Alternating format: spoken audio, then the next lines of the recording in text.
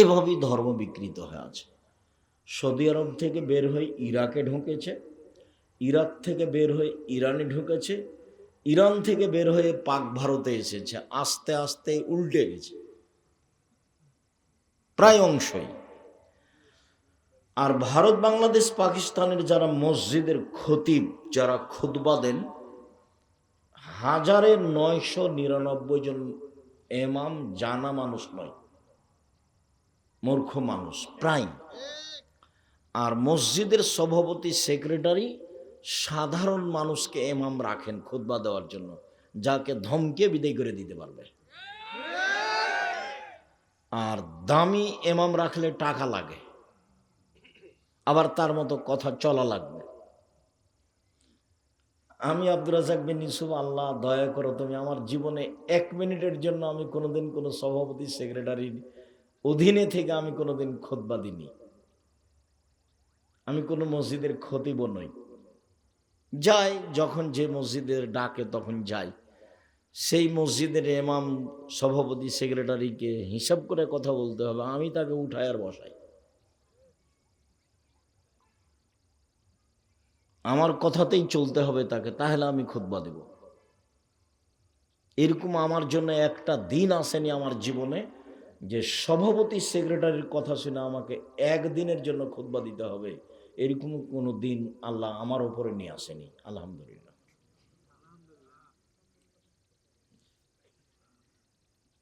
যার কারণে জাতির কাছে মাথা নত করে কথা বলতে হবে, এরকম কোনো পরিবেশ আমার কাছে ঘটেনি। সম্মানিত দিনী ভাই বোন, সদাচরণ এক অবাক ইবাদত। সদাচরণ একটা ইবাদত। ভালো কথা, ভালো কর্মের নাম সদাচরণ। ভালো কথা, ভালো কর্মের নাম সদাচরণ। সদাচরণ এক অবাক ইবাদত, মানে এরকম ইবাদত পৃথিবীতে নেই। কি সেটা? কিভাবে সেটা? যে আল্লাহর নবী বলছেন, ইন্না আসকালা শাইইন ইদাউ ফি মিজানিল মুমিনি ইয়াউমাল কিয়ামা খুলুকুন হাসান। মোমেন পুরুষ নারীর নেকির পাল্লায় সবচেয়ে যেটা ভারী নেকি রাখা হবে বিচারের মাঠে, সেইটা হলো সদাচরণের নেকি। ইবাদতের জগতে সবচেয়ে ব্যতিক্রম ইবাদত সলাত। মানে সলাতের মতো পৃথিবীতে ইবাদত নেই, এক ভিন্ন ইবাদত।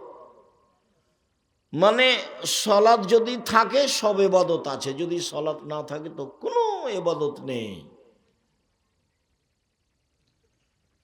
আর সলাত মানুষের সাথে আপোষ করে না, হজ করে। কি আপোষ করে? হজ বলে এবছর করলে না, সামনে বছর করো, করলেই হলো, এই যে আপোষ। জাকাত অথচ ফরজ বিধান, আপোষ করে মানুষের সাথে। কি আচ্ছা 2 মাস আগে জাকাত দিয়ে দাও, সমস্যা নেই, 1 মাস পরে দাও, দাও, এই যে আপোষ। সিয়াম, রোজা ফরজ বিধান, বলছে আমি অসুস্থ, বলে ঠিক আছে পরে করো, আমি সফরে আছি, আচ্ছা ঠিক আছে বাড়ি যাবা তখন করো, এই যে আপোষ। কিন্তু সলাত এমন একটা ইবাদত, সফরেই কি আর বাড়িতেই কি, আর পবিত্রই কি আর অপবিত্রই কি, আর পরনে কাপড় আছে না ল্যাংটা হয়ে আছে, কোনো আপোষ নেই। সময় হলে পড়তে হবে, চাঁপাই নবুয়ের ভাষাতে, তোকে তো পড়তে হবে, তোর বাপকে পড়তে হবে। মানে ব্যতিক্রম ইবাদত, মানুষের সাথে আপোষ করে না, এর কোনো জরিমানা নেই। ऐसा বলেছে ইমাম সাহেব, তোমার বাপ মারা গেল, কয় ওয়াক্ত নামাজ কাজা হয়েছে? 3 ওয়াক্ত। আচ্ছা 5 5 5 1,500 টাকা জরিমানা দাও, দিয়ে জানাজা পড়িয়ে দিল। সলাতের সাথে এটা সম্পর্ক রাখলো। উমরি কাজা চলে না, 20 বছর 30 বছর নামাজ পড়েনি, এখন বেশি বেশি করে পড়ে নেবে, এইরকম নোংরা নীতি সলাতের সাথে নেই। ওই একেবারেই ব্যতিক্রম ইবাদত, নগদ। সলাত একবারে নগদ, ব্যতিক্রম ইবাদত। এত ভিন্ন ধরনের দামি ইবাদত, ব্যতিক্রম ইবাদত, বিরল ইবাদত, এরপরেও নেকির পাল্লায় যত ভারী, সদাচরণের নেকি তার চেয়ে 1,00,000 গুণ বেশি ভারী।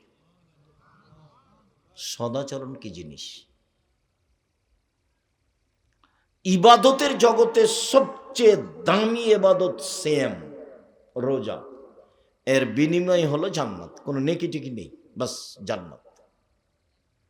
অবশ্যই বৃহস্পতিবার সোমবার আপনারা সিয়াম থাকেন। এই ছেলে কথা বলছে, তুমি শুনতে পাও না? আমি শুনতে পাচ্ছি। এখানে যাও বসো, যদি জায়গা থাকে তাহলে বসো, যদি না থাকে সেটা ভিন্ন কথা। দাঁড়িয়ে আছো কেন ভাইজান? আপনারা দাঁড়িয়ে আছেন কেন? বসেন, কিছুক্ষণ একটু কষ্ট হলেও বসেন। আমি তো আর আব্দুল্লাহ বিন ফজল নেই, আপনাকে তো আমি সারা রাত বক্তব্য শোনাতে পারবো না। 1 ঘন্টা 40 মিনিট আপনি একটু কষ্ট করে বসেন, আমি আপনার জন্য এসেছি। মানে আমি চলন্ত বক্তা, এখানে আর এক জায়গায় যাব, কত টাকা দিলেন আপনি দেখবো, তারপর আপনি ডায়েরি মেনটেন করবো, এইসব তো আমার কাছে ঘটেনি কোনো দিন। আমি আপনার জন্য এসেছি। আপনি ভদ্রতা বজায় রেখে বসেন, আপনার কিছু না কিছু উপকার করবো ইনশাআল্লাহ, যেহেতু আমি আপনার জন্যই এসেছি। সম্মানিত দিনী ভাই বোন, আর তোমরা ছেলেরা যারা দায়িত্ব পালন করছো, কিবা দায়িত্ব পালন করছো, দেখো তোমরা এদিক ওদিকে দেখো, কেউ কথা বলতে পাবে না। দয়া করে আপনি আপনার প্রয়োজন মিটায়েন না। এখন আমি এটা শুনতে চাই না আপনার প্রয়োজন, ভালো মন্দ, মোবাইলে কথা বলা, কোনোটাই আমি শুনতে চাই না। আপনি সব কিছু বন্ধ করে অপেক্ষা করুন অল্প সময়। সবচেয়ে দামি ইবাদত সিয়াম, রোজা। বৃহস্পতিবার সোমবারে সিয়াম থাকবেন কেন? এই দুদিন মানুষের রিপোর্ট পাপ নাকি আল্লাহর কাছে পেশ করা হয়। তো আমাদের নবী চাইতেন আমার রিপোর্টটা দেখো, দেখো সিয়াম অবস্থায় দেখো। আমাদের নবী চাইতেন, তাহলে আমাদেরও কি চাওয়া উচিত? সিয়াম অবস্থায় আল্লাহ আমার রিপোর্ট দেখো। অতএব বৃহস্পতিবার সোমবারে সিয়াম থাকা অভ্যাসই হতে হবে, হতে হবে। কেন থাকবেন না? কি করেন থাকবেন না? কি করেন?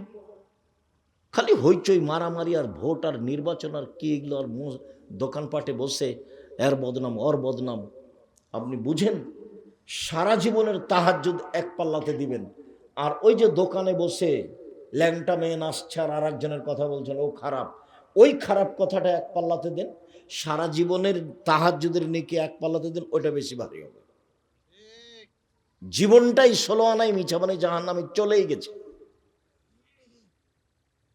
মানুষের বদনাম করে, মানুষের গীবত করে, রাহাজানি করে, জমি জায়গা লুপ্তরাজ করে, ক্ষমতা দেখিয়ে, দাপট দেখিয়ে বেঁচে থেকে কি লাভ? শুধু ওই চাঁদা আদায় করে, প্রায় সব চাঁদাবাজ, ধোঁকাবাজ, শয়তান। জাতির উপরে সে বোঝা। ভিক্ষা করে খাও, চাঁদাবাজি করো কেন? ভিক্ষা কেউ দেবে না? যাও বগুড়ার ট্রেন স্টেশনে যাও, নাটোরের ট্রেন স্টেশনে যাও, ভিক্ষা দেবে মানুষে। চাঁদাবাজি করো কেন? চাঁদাবাজি করো কেন? রাস্তাটা ঢেকে তোমাকে টাকা আদায় করতে হবে কেন? মানুষ একটা বিবাহ করলে নাকি চাঁদা দিয়ে বিবাহ করতে হবে? অবাক কথা নাই? বলে সরকার শক্ত নয়, সেই জন্য। সরকারের সাথে সাথে তোমার কি দরকার? তোমার বাপ তোমাকে জন্ম দিয়েছে কেন? শয়তান। মানুষের সাথে দিন রাত শয়তানি করো, চাঁদাবাজি করো, এটা ভিক্ষা করে খাও। ভিক্ষা দেয় না কেউ তোমাকে? তোমার বাপ বেটা ভিক্ষা করে খাও। ভিক্ষা করে খাওয়া কেন? মানুষের বাড়িতে কাজ করো। আরে মানুষের বাড়িতে কাজ করবে কেন? ব্যবসা করে খাও। দিন রাত বলছি ব্যবসা করে খাও। শয়তানি করার জায়গা পাও না? মানুষের জমি জোর করে দাও, দখল করো, চাঁদাবাজি করো, রাস্তাঘাট মানুষের ঘেরো। কেন করবো এটা? জাতির জন্য বোঝা কেন তুমি? তোমাকে দেখলে মনে হয় যে তুমি একটা পশু, তুমি ইতর শ্রেণীর মানুষ, তুমি কুকুর শ্রীগাল, তুমি গরু ছাগল।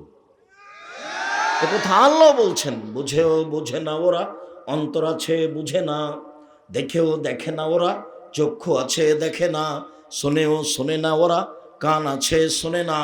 উলায়েকা কাল আনাম, তারা পশু প্রাণীর মতো, তারা গরু ছাগলের মতো, তারা কুকুর শ্রীর মতো। ভালো মজাল বরং তার চেয়ে খারাপ। কুকুর শ্রীর মতো, পশু প্রাণীর মতো। চাঁদাবাজি করো কেন? একটা মানুষ এখানে বাড়ি দিবে, তুমি টাকা চাও, ও টাকা চাই। টাকা কি ও তোমার জন্য উপার্জন করেছে? ভিক্ষুক, ধোঁকাবাজ, শয়তান। চাঁদাবাজি করো কেন? তোমার বাপ তোমাকে জন্ম দিয়েছে কেন? শিক্ষা দেয়নি কেন? তুমি জাতির জন্য বোঝা কেন? তোমার বাপ মা কি তোমাকে শিখিয়েছে? গরু ছাগল করে মানুষ করেছে। ভুল হিসাব তোমার কিসের? তুমি কে বলেছে পড়াশোনা করেছো? কে বলেছো তুমি পড়াশোনা করেছো? তোমার বাপ মিথ্যা কথা বলেছে যে আমার ছেলে গোল্ডেন পেয়েছে, আমার ছেলের মেধা ভালো হলো। ফালতু কথা ওটা। তুমি একটা বড় ডাক্তার হলেও তো তুমি ওই কোম্পানির ওষুধ লিখো যে কোম্পানি তোমাকে টাকা দিয়েছে। তুমি তো পশুর চেয়ে খারাপ, তুমি হায়ানার চেয়ে খারাপ। তোমার বাপ দিন রাত বলেছে আমার ছেলে মেধা ভালো, একটা বড় ইঞ্জিনিয়ার হতে হবে। ইঞ্জিনিয়ার তুমি চুরি করো। তো তোমার বাপ যে দিন রাত প্রশংসা করলো, কি প্রশংসা করলো? জাতির জন্য ছেলে মানুষ করতে হবে, জাতির জন্য, নিজের জন্য কেন? ধোঁকাবাজ কেন? শয়তান কেন? প্রতারক কেন? পরীক্ষা লাগবে 3টা দিয়েছে 7টা, এটা ডাক্তার হলো? তোমার বাপ মা খুব প্রশংসা করে। তোমার বাপ মার জীবনটাই মিথ্যে, একটা ফাঁকিবাজি জীবন। তোমার বাপ মায়ের অবস্থার কথার প্রশংসা দেখলে মনে হয় চাঁপাইনবাবগঞ্জের ভাষা, আমও গেল ছালাও গেল, কাঁদতে কাঁদতে 2 চোখও গেল। এই তো তোমার বাপ মায়ের জীবন। পশু প্রাণী, এই তো চাঁদাবাজি করো, খাও, নির্বাচন করে বেড়াও, এর পিছনে জোড়াও, ওর পিছনে দৌড়াও, এর পিছনে দৌড়াও। এটা পশু প্রাণীর মতো, এটা গরু ছাগলের মতো। আল্লাহ এমনি বলছে? সম্মানিত দিনী ভাই বোন, বলছিলাম জগতে সবচেয়ে দামি ইবাদত সিয়াম, কিন্তু সিয়ামের নেকি অত ভারী নয় সদাচারণের নেকি যত ভারী। হজ একটা গুরুত্বপূর্ণ ইবাদত। মানুষের যদি হজ কবুল হয়ে যায় তাহলে সে হয়ে গেছে সেই দিনের মতো যেদিন তার মা তাকে জন্ম দিয়েছে, নিষ্পাপ হয়ে গেছে। হজের নেকি, শত হজের নেকি যদি এক পাল্লাতে চাপায়, আর যদি সদাচরণের নেকি এক পাল্লাতে দেয়, সদাচরণের নেকি ওর চেয়ে 1000 গুণ বেশি ভারী হবে। সদাচরণ কি? এই যে সদাচরণ, ধোঁকাবাজি থাকবে না যার, রাহাজানি থাকবে না যার, অন্যায় থাকবে না যার, অবিরাজ থাকবে না যার, চাঁদাবাজি থাকবে না যার, প্রতারণা থাকবে না যার, দলীয় দাপট থাকবে না যার, সেই হলো সদাচরণের মালিক। তারই সদাচরণ আছে। আল্লাহর নবী বলছেন যে নেকির পাল্লায় সবচেয়ে ভারী নেকি সদাচরণের নেকি। যারা হিন্দু তাদের পাপ নেকি ওজন হবে না, ওদের তো নেকি নাই, তো ওজন হবে কি দিয়ে? যারা ইহুদি তাদের পাপ নেকি ওজন হবে না, কেন? নেকি নাই তো 2 পাল্লা দিবে কি করে? যারা খ্রিস্টান তাদের পাপ নেকি ওজন হবে না, কেন? নেকি তো নেই, তো 2 পাল্লাই দিবে কি করে?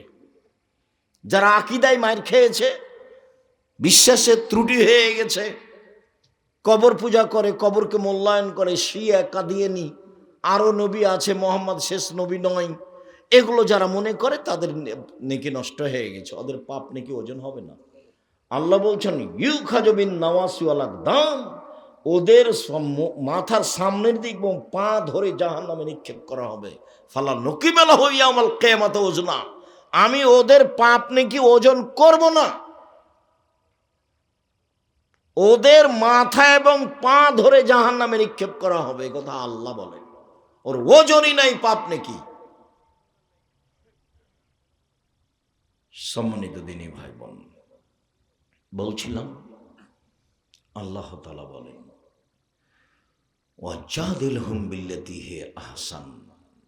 মুহাম্মদ সাল্লাল্লাহু আলাইহি সাল্লাম তর্ক বিতর্কের সময়, মুখামুখি কথা বলার সময় প্রতিপক্ষ যা বলে আপনারটা তার চেয়ে সুন্দর হতে হবে। মুখামুখি কথা চলছে, সদাচরণ। আপনি যখন বলবেন প্রতিপক্ষ যা বলেছে তার চেয়ে আপনারটা ভালো হতে হবে, তার নাম সদাচরণ। আল্লাহ তাআলা বলেন ইদফা বিল্লাতি হি আহসান।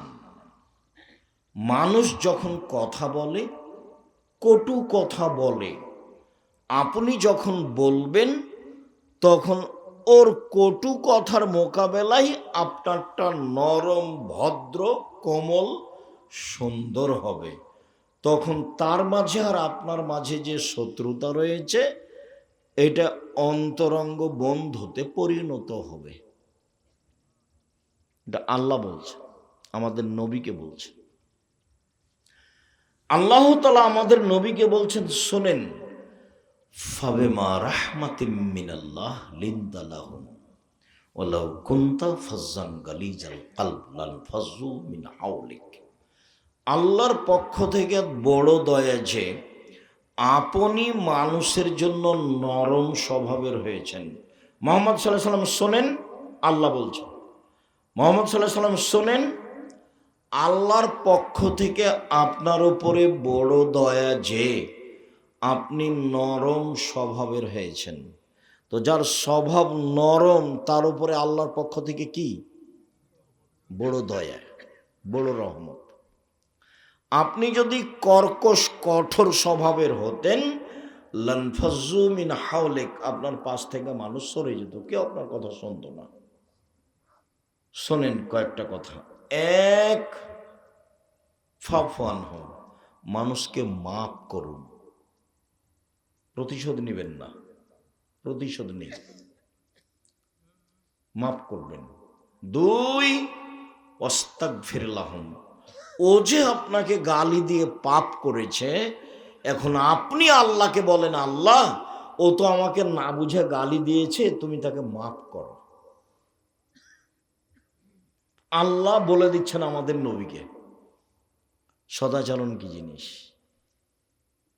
জোর করে জমি দখল করবেন, মানুষের চাঁদা জোর করে আদায় করবেন, বাড়িঘর নির্মাণ করতে গেলে, একটু কাজ করতে গেলে? সদাচরণ কি জিনিস? শোনেন, আপনি মানুষকে মাফ করেন, আচ্ছা যা হয়েছে মাফ করলাম, যান। দুই, আপনি আল্লাহকে বলেন, আল্লাহ ও আমাকে গালি দিয়েছে, ওর গুনাহ হয়েছে, মাফ করো। ও আমাকে মেরেছে, ওর পাপ হয়েছে, তুমি তাকে মাফ করো। এটা বলেন, দিনরাত বলেন। আল্লাহ আমাদের নবীকে বলছে। অসাবিরহুম ফিল আমর, আর কাজ করবেন পরামর্শ করে, একাই করবেন না। তারপরে ফাইজা আযামতা ফাতাওয়াক্কাল আলাল্লাহ, যখন কোনো কাজের সিদ্ধান্ত নেবেন তখন বলবেন আল্লাহ ভরসা। যে কোনো কাজ আল্লাহ ভরসা। যদিও আমি অত বুঝতে পারি না, তো কোরআন হাদিসে যেটুকু টুটা ফাটা আমি বুঝি, তাতে আমি 2013 সালের 24শে আগস্ট রোজ মঙ্গলবার সকালে 11টার সময় জামিয়া সালাফের রূপগঞ্জ নারায়ণগঞ্জ হাঁটাবো, হাঁটাবো, মাঠে বলেছিলাম আমার হাতে টাকা নাই, এ কথাও সত্য, এখানে প্রতিষ্ঠান গড়বে এ কথাও সত্য, ইনশাল্লাহ গড়বেই গড়বে। টাকা তো নাই, কিন্তু গড়বে বলছি, যে কিভাবে গড়বে তা আমার জানা নেই। সেই প্রতিষ্ঠানে এখন প্রায় 100 বিঘা জমির উপর অবস্থান করে, প্রায় 100 বিঘা পূর্বাচলে। আর 2016 সালের 17ই ফেব্রুয়ারি রোজ বুধবার বিকাল 4টা বলেছিলাম জামিয়া সালাফের ডাঙ্গিপাড়া পবা রাজশাহী আমচত্বর নদাপাড়ার পাশে সেই প্রতিষ্ঠানে এখন প্রায় 50 বিঘা জমির উপরে মেয়েদের যেটা নির্মাণ হচ্ছে তানোরে, সেটা প্রায় 60 থেকে 70 বিঘা জমির উপরে। 5000 ছেলে মেয়ে পড়াশোনা করে দুই প্রতিষ্ঠানে, 300 জন শিক্ষক শিক্ষিকা আছে, প্রতি মাসে 40 লক্ষ টাকা বেতন লাগে, 519 জন ইয়েতিম আছে। এসব টাকা পয়সা কে দেয়? দস্তানাবাদের লোক দেয়। কি বলেন আব্দুল রাজ্জাক সাহেব? একদিন 10 টাকা দিনই দিয়েছেন কি না তা আমি জানি না, তবে চলছে তা আমি জানি, প্রতিষ্ঠান চলছে। জামিয়া সালাফিয়া কোনো বিত্তশালী দিয়ে চলে না, জামিয়া সালাফিয়া কোনো বৈদেশিক সংস্থা দিয়ে চলে না, জামিয়া সালাফিয়া সরকারের কাছে কোনো অনুদান চায় না, জামিয়া সালাফের রসিদ বহি বাহিরে ব্যবহার হয় না, জামিয়া সালাফি কিভাবে চলে তা শিক্ষকের জানা নেই, জামিয়া সালাফি কিভাবে চলে তা ছাত্রর জানা নেই, জামিয়া সালাফি কিভাবে চলে তা নেবরাসের কমিটির সদস্যরা জানে না, জামিয়া সালাফি কিভাবে চলে আমি নিজেও ভালো করে বুঝি না, তবে আমি দেখতে পাচ্ছি চলছে, আলহামদুলিল্লাহ। কোনো বড় বৃত্তশালী দিয়ে চলে এটা আমি দেখি না। দস্তানাবাদের লোক না থাক, আশেপাশে আছে, কেউ না কেউ আছে, চলছে তো। এতগুলো এতিম, 519 জন খালি এতিম অসহায় আছে। আর এমনি তো 15 দিনের জন্য, 20 দিনের জন্য 25, 30, 40 জন যাচ্ছে ওই আদাওয়ায়েল আল্লাহর মসজিদের ইমামের প্রশিক্ষণ। যায় ফিরি, আসে ফিরি, থাকে ফিরি, খায় ফিরি, বই পুস্তক ফিরি। প্রতি 15 দিন সমান 25 জন, 30 জন, 40 জন, 20 জন, 25 জন, 30 জন, 40 জন। আর এই কয়দিন সামনে শনিবার থেকে মনে হয় 150 জন প্রশিক্ষণে আসছে। 150 জন থাকবে ফ্রি, খাবে ফ্রি, বই পুস্তক ফ্রি। 700 মক্তব চলে এখন, 700। আব্দুল্লাহর একটা দাবি, ইনশাল্লাহ আব্বু একবারে তেঁতুলিয়া থেকে টেকনাফ পর্যন্ত মক্তব চালু করবো ইনশাআল্লাহ। সম্মানিত দিনী ভাই বোন, আল্লাহ বলছেন যে যখন কোনো কাজের সিদ্ধান্ত নিবেন ফাতাওয়াক্কাল আলাল্লাহ, আল্লাহর উপরে ভরসা করেন। কেন? আল্লাহর উপরে ভরসা করে যে আল্লাহ তাকে ভালোবাসেন। আমরা তো কাজ করি আমাদের মতো করি, চলে যাই। ওই যে ওখানে বাড়ি ঘর করছে, ওকে খানিক ধমক দিয়ে আসে, ভাই টাকা দেন না তো বাড়ি করতে দেবো না। এই তো টাকা ইনকাম হয়ে গেল। এটার চেয়ে ভিক্ষে করে খেলে শান্তি পাওয়া যাবে। আর কারোর পিছে যায় না, কে সিগারেট দিল, কে একটা বিড়ি দিল, পিছে পিছে দৌড়িয়ে বেড়াচ্ছ। ও মুখের চরিত্র ফুলের মতো পবিত্র, এসব নোংরা নীতিতে যায় না। আমার সহজ কথা মনে রাখবা, 5 ওয়াক্ত সালাত, হালাল রুজি, কোরআন তেলাওয়াত, আড্ডা পিটা হারাম, বাস জান্নাত হবে ইনশাআল্লাহ। আড্ডা পিটা 2 ধরনের। দোকানের সামনে বসে ঘন্টার ঘন্টা ল্যাংটা মেয়ে দেখা আর মানুষের বদনাম করা, এটা হলো এক আড্ডা পিটা। আর একটা আড্ডা পিটা হলো বড় মোবাইলে ল্যাংটা মেয়ে দেখে ঘন্টার ঘন্টা সময় কাটানো। ওই ঘরে তোমার মা দেখে, এই ঘরে তোমার বাপ দেখে, ওই ঘরে তুমি দেখো, আর এই ঘরে তোমার বোন দেখে। সবাই ল্যাংটা মেয়ে দেখাতে ব্যস্ত, একবারে গোটা বাড়িটা হচ্ছে জেনার বন্যা, জেনাই সয়লাব। আল্লাহ রসুল বলছেন 2 চোখের জেনা হচ্ছে চোখ দিয়ে দেখা, অলজনানের জেনা হল ইস্তেমা। 2 কানের জেনা হচ্ছে কান দিয়ে শোনা, অলেয়াদ জেনা হল বাদশ, হাতের জেনা হচ্ছে হা দিয়ে ধরা, আর রিজুল জেনা হাল মাসি, পায়ের জেনা হচ্ছে পা দিয়ে চলা, জেনাল কালব তাতামান্না তাস্তাহি, অন্তরের জেনা হচ্ছে পরিকল্পনা করা। এগুলো সব জেনা। তোমার হাতেও বড় মোবাইল, তোমার বোনের হাতেও বড় মোবাইল, তোমার মার হাতেও বড় মোবাইল, তোমার বাপের হাতেও বড় মোবাইল। রাসূল সাল্লাল্লাহু আলাইহি ওয়াসাল্লাম বলছেন, পৃথিবীর মানুষ, আমি আশঙ্কা করে গেলাম আমার জাতির উপরে, আমার উম্মতের উপরে, আমার উম্মত গোপন পাপে লিপ্ত হবে, এটা আমার ভয়। পৃথিবীর মানুষ শুনে রেখো, আমার উম্মত গোপন পাপে লিপ্ত হবে, এইটা আমার ভয়। আমার উম্মত দরিদ্র হয়ে যাবে, এই ভয় আমি করিনি। এতাফাসাদনা তাফাসাদাল হেমারে, গাধা যেমন গাধীর সাথে মিলে লজ্জা বুঝে না, ষাঁড় যেমন গাভীর সাথে মিলে লজ্জা বুঝে না, মানুষ তেমন খোলা মাঠে জেনা করবে, লজ্জা বুঝবে না। এতাহারা জোনা তাহারো জাল হেমারে, গাধা যেমন গাধীর সাথে মিলে লজ্জা জানে না, ষাঁড় যেমন গাভীর সাথে মিলে লজ্জা বুঝে না, মানুষ তেমন খোলা মাঠে জেনা করবে, লজ্জা বুঝবে না। এ কথা মুহাম্মদ সাল্লাল্লাহু আলাইহি সাল্লাম বলেন। সেই সময় দেখা যাচ্ছে একসরাল হারাজ, মারামারি বেড়ে যাবে, কেউ কাউকে মানবে না, কেউ কাউকে মানবে না। সম্মানিত দিনী ভাই বোন, মহান আল্লাহ বলেন, আল্লাযীনা ইউনফিকুনা ফিস সাররাই ওয়াদ দাররাই ওয়াল কাযিমিনাল গায়জ ওয়াল আফিনা আনিন নাস। জান্নাতি ওরা যারা সচ্ছল অবস্থায় দান করলো, অসচ্ছল অবস্থায় দান করলো। সচ্ছল 10,000 টাকা করলো, অসচ্ছল 10 টাকা করলো, দান করতেই হবে। আল্লাহ আদেশ করেছেন, নবী আদেশ করেছেন। তখন সাহাবীগণ বলছে যে না পারলে কি করবে? তো আল্লাহ রাসূল বলছেন, না পারলে মানুষের বাড়িতে কাজ করবে, কাজ করে যা পেয়েছে সারাদিনে কিছু খাবে আর কিছু দান করবে। যখন আল্লাহ রসুল বলছেন সবাইকে দান করতে হবে, তো সাহাবীরা তখন দেখলেন যে পথ তো কঠিন হয়ে গেল। আরে টাকাই নাই, দান করব মানে? দিনই চলে না, দান করব কি দিয়ে? তখন আল্লাহ রসুল বলছেন, কেন? মানুষের বাড়িতে কাজ করবে, মানুষের বাড়িতে কাজ করে যা পেয়েছে সেখান থেকে কিছু দান করবে, কিছু খাবে। তখন সাহাবীগণ বলছেন, যদি মানুষের বাড়িতে কাজ করতে না পারে তাহলে কি করবে? তখন আল্লাহ রসুল বলছেন যে তাহলে অসহায় মানুষের সহযোগিতা করবে, ভ্যানটা ঠেকে আছে একটু ঠেলে দিবে, এক গিলাস পানি চাইলো লোকটা, তো এক গিলাস পানি দিবে, মানুষের সুবিধা করে দিবে। তখন সাহাবীগণ বলছেন যে এইটা যদি না পারে তাহলে কি করবে? মানে সাহাবীগণ নিচে নামতে লাগলেন। হাদিস বুখারী মুসলিম। তখন আল্লাহ রসুল বলছেন, শোনো তাহলে ইমসাক নাফসানি শাররে ফানাল সাদকা, নিজেকে পাপ থেকে ঠেকিয়ে রাখবে, এটাই হলো দান। যা, আমি তোমাদের জন্য পথ সহজ করে দিলাম। নিজেকে কি থেকে ঠেকিয়ে রাখবে? পাপ থেকে ঠেকিয়ে রাখবে, এটাই দান। যাও যাও, যখন কিছুই নাই বলছো। হাদিস বুখারী মুসলিম। এইভাবে আল্লাহ রসুল কথা বললেন। সম্মানিত দিনী ভাই বোন, 2 আল কাযিম মিনাল গায়জ, রাগ দমন করতে হবে। রাগ দিয়ে কোনো কাজ নিতে হবে না। মামলা নেই, বিচার নেই, প্রতিশোধ নেই, প্রতিবাদ নেই। দিনের স্বার্থ ছাড়া কোনো কাজে মামলা, মোকদ্দমা, প্রতিশোধ, প্রতিবাদ কিছু নেই, সব বাতিল। ক্ষমতা দেখাবেন না, দাপট দেখাবেন না,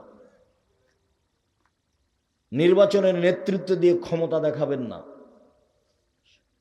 ক্ষমতার নাম 45 মিনিট, ক্ষমতার নাম 45 মিনিট, ক্ষমতার নাম 2-3 মিনিট। ফেরাউন ডুবলো, ডুবলো, গেছে, যা নাই ফেরাউন। ক্ষমতার নাম হাফ মিনিট, আধ সামত নেই, বাস শেষ। এই যে বিদ্যুৎ চমকিল, বৃষ্টি আসছে, নেই, আধ সামত। পৃথিবীতে সবচেয়ে ক্ষমতাধর আল্লাহ বলছেন, লাম ইউখলাক মিসলুহা ফিল বিলাদ ওয়া সামুদাল্লাযিনা জাবুস সাখরা বিলদ, পৃথিবীতে আমি অত শক্তিশালী জাতি কখনো সৃষ্টি করিনি, কিয়ামত পর্যন্ত করব না। ওরা আদ সামুদ, ওদের ধ্বংস করে দিয়েছে আমি সেকেন্ডের মধ্যে। তারা আমার কেউ বিচার করতে পারেনি, ওয়ালা ইয়াখাবুবা, তারা কেউ আমার বিচার করতে পারেনি। পৃথিবীতে যে আল্লাহ দাবি করেছে ফেরাউন, দীর্ঘ সময় ধরে আল্লাহ দাবি করার পরে আমি তাকে 2-1 মিনিট ডুবিয়ে দিয়েছে, এই যে গেল, এই নেই। আর যারা মানুষকে জেলে দিয়েছে, হাজতে দিয়েছে, মেরেছে, গুম করেছে, তারা 45 মিনিটে ছেড়ে দিয়েছে দেশ। ক্ষমতা দেখাবে না। ভারতের দালাল হয়ে দেখে থেকে দেশকে ভালোবাসে, এই কথা তুমি বলো না, তুমি মুনাফিক। ভারতের দালাল হয়ে তুমি দিন কাটায় না, বলো না যে আমি দেশকে ভালোবাসি, ধোঁকাবাজ। কে বলেছে তুমি দেশকে ভালোবাসো? কে বলেছে তুমি দেশকে ভালো? তুমি তো ধোঁকাবাজ, প্রতারক, তুমি মুনাফিক। জাতির সাথে গাদ্দারি করো, দেশের সাথে গাদ্দারি করো, দেশের দিনী ভাই বোনদের সাথে গাদ্দারি করো। তুমি সবচেয়ে বড় গাদ্দার। বিচারের মাঠে তোমার পিছনে, তোমার পাছার পাশে একটা পতাকা লাগানো হবে, তুমি যত বড় গাদ্দার, পতাকা তত বড় হয়। কথা মুহাম্মদ সাল্লাল্লাহু আলাইহি ওয়াসাল্লাম বলেন, হাদিস বুখারী মুসলিম। দুনিয়ায় দাপট দেখিয়ে কয়েকদিন বেঁচে থেকে মানুষকে মেরে জেল হাজত দিয়ে নিজে কিছু বড় মনে করো না, সময় শেষ। শ্বাস বন্ধ হয়ে গেলে তোমাকে দেখে নেওয়া হবে, তুমি জাহান্নামে চলে গেছো। বুঝতে পারোনি জাহান্নাম কাকে বলে, বুঝতে পারোনি তুমি কবর কাকে বলে, বুঝতে পারোনি তুমি কিয়ামত কাকে বলে। কি কবর যত কঠিন, কিয়ামত তার চেয়ে লক্ষ গুণ বেশি কঠিন। কিয়ামত যত কঠিন, জাহান্নাম তার চেয়ে লক্ষ লক্ষ গুণ বেশি কঠিন। কি দিয়ে বুঝায় আপনাকে আমি কবর কত কঠিন? কে তোমাকে কেউ পথ বলে দিল? তুমি এখানে এসেছো কেন? ভিক্ষা করে খাও। ভিক্ষা করে খাওয়া কেন? দিন মজুরি করে খাও। দিন মজুরি করে খাওয়া কেন? ব্যবসা করে খাও। চকলেটের ব্যবসা করো প্রয়োজনে। চকলেটের ব্যবসা আমি করতে বলিনি। চকলেটের ব্যবসা আমি বলেছি মানে কম পয়সার ব্যবসা করো। লোন নিয়ে ব্যবসা করতে যায় না।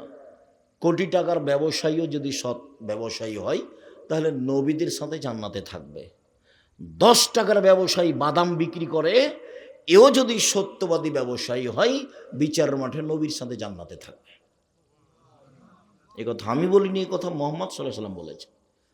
তাহাজ্জুদ পড়ে জান্নাতে থাকা যায় না, একজন সাহাবী রাসূলের কাছে নিয়ে গেছেন, রাতে আছেন ওখানে, তো অজুর পানি আর মেশক নিয়ে বলছেন আল্লাহ রসুল নেন, অজুর পানি মেশক নেন। তো আল্লাহ রসুল খুশি হয়ে গেছেন, বাহ খুব তো ভালো, খুব তো ভালো, সালমা শেতা, আমি খুব খুশি হয়েছি, চাও চাও কিছু চাও, চাও কি চাও চাও। তখন সাহাবী বলছেন, আস আলোকা মোরাফাকাতাকা ফিল জান্নাহ, আপনার সাথে জান্নাতে থাকতে চাই। তখন আল্লাহ রসুল আমাকে এরা জালেক, না না না না না না, এটা নয়, অন্য কিছু চাও, এটা অন্য কিছু চাও। আমাদের নবী গায়েব জানতেন না, হুজুর মিথ্যা কথা বলেছে।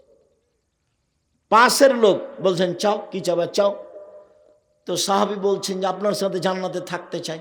তো বলছে না এটা নয়, এটা নয়, এটা নয়। তা আল্লাহ রসুল আগে তো বলতে পারতেন যে এ আমার কাছে এটা চাইবে, ইনি গায়েব জানেন। গায়েব জানেন না, আরে নিজের স্ত্রী বউ ভান করে নিজের খাটে শুয়ে আছে, বুঝতে পারেন না যে ভান করে শুয়ে আছে।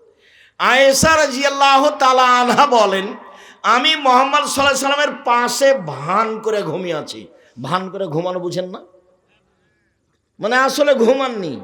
এটা দেখি কি করে, দেখি কি করে, চুপচাপ, খুব বুদ্ধিমতী মহিলা তো, দেখি কি করে। ধীরে উঠলেন, ধীরে উঠে কাপড় চোপড় নিলেন, জুতা স্যান্ডেল নিলেন, ধীরে দরজাটা বন্ধ করলেন, ধীরে খুললেন, বাইরে গিয়ে ধীরে টেনে চলে গেলেন। আমিও উঠলাম, আমি তো ঘুমাইনি, তো আমি তো ভান করে ঘুমিয়ে আছি, দেখি কোথায় যাই, কোন স্ত্রীর কাছে যাই। এটা হলো পরীক্ষা, এই কোন স্ত্রীর কাছে যাচ্ছে, দেখি কোথায় যাই। তো কাপড় চোপড় নিলাম। গভীর রাতে, আপনি তো দিনই বোন, আপনাকে দেখলে আমার লজ্জা হয় যে আপনি ফ্যাশন বোরকা পরে এখানে এসেছেন। ভ্যানিটি ব্যাগ নিয়ে আপনি যান, ভ্যানিটি ব্যাগ কেন আপনার কাছে থাকবে? ফ্যাশন বোরকা কেন আপনার গায়ে? আপনার স্বামী নেই, দেখে না কাপুরুষ? আপনার বাপ নেই, দেখে না কাপুরুষ? জন্ম দিতে পারলে বাপ হওয়া যায়, ক্ষমতার নাম বাপ। কত দিন বললাম ক্ষমতার নাম বাপ। যে বাপ পিটাতে পারে 10 ছেলের মা হলো তার নাম বাপ। ভ্যানিটি ব্যাগ কাঁধে নিয়ে ফ্যাশন বোরকা পরে বাজারে যাও কেন? তোমার স্বামী মরেছে, তোমার বাপ মরেছে, তোমার ভাই মরে গেছে, তোমার বোনের ছেলে মরে গেছে, তোমার দেবরের ছেলে মরে গেছে, তুমি বাজারে যাও কেন? তোমার শরম হয় না কেন? তোমার হায়া হয় না কেন? তোমার লজ্জা হয় না কেন? তোমার মানবতা নেই কেন? তোমার বোধোদয় নেই কেন? কি দেখাতে যাও তুমি? রাসূল সাল্লাল্লাহু আলাইহি ওয়াসাল্লাম তোমার উপরে অভিশাপ করেছেন। পুরুষের জুতা স্যান্ডেল পরে যারা, তাদের উপরে অভিশাপ। পুরুষের পোশাক পরে যারা, তাদের উপরে অভিশাপ। গায়ে উল্কি করে যারা, তাদের উপরে অভিশাপ। ভুরু তুলে চিকন করে যারা, তাদের উপরে অভিশাপ। দাঁত ছিলে চিকন করে যারা, তাদের উপরে অভিশাপ। পরচুলা ব্যবহার করে যারা, খোপা বড় করে, তাদের উপরে অভিশাপ। ছবি অঙ্কন করে যারা, তাদের উপরে অভিশাপ। শুনুন, মুহাম্মদ সাল্লাল্লাহু আলাইহি সাল্লাম এসব মহিলাদের উপরে অভিশাপ করেছেন। বাজারে যাও কেন তুমি সাজগোজ করে? তোমার স্বামী নেই, তোমার বাপ নেই, বাপ মরে গেছে, দেশ দুনিয়া মেরে খেয়েছ, বাজারে যাবা কেন? বাড়িতে জায়গা নেই? আল্লাহ তাআলা বলছেন, ওয়াকারনা ফি বুয়ুতিকুন্না ওয়ালা তাবাররাজনা তাবাররুজাল জাহিলিয়াতুল উলা। হে মুসলিম মহিলা, বাড়িতে থাকো। বন্যতার যুগে, বর্বরতার যুগে, অসভ্যতার যুগে, জাহিলিয়াতের যুগে নারীরা যেভাবে ঘুরতো সেভাবে ঘুরো না, কঠোরভাবে আল্লাহ নিষেধ করেছেন। বাজারে যাও কেন? কিসের ধর্ম দেখাও?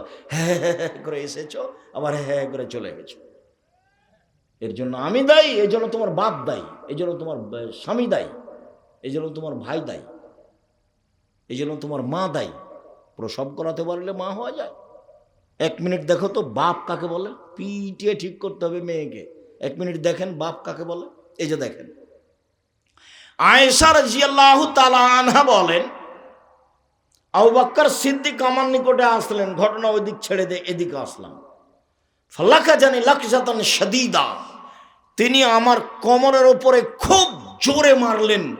ওই সময়টা আমার স্বামী আমার উরু রানের উপরে মাথা দিয়ে ঘুমাচ্ছিলেন। বাপে মেয়েকে মেরে দিলেন। যেই সময়ে জামাই মেয়ের উরু রানের উপরে মাথা দিয়ে ঘুমিয়েছিলেন।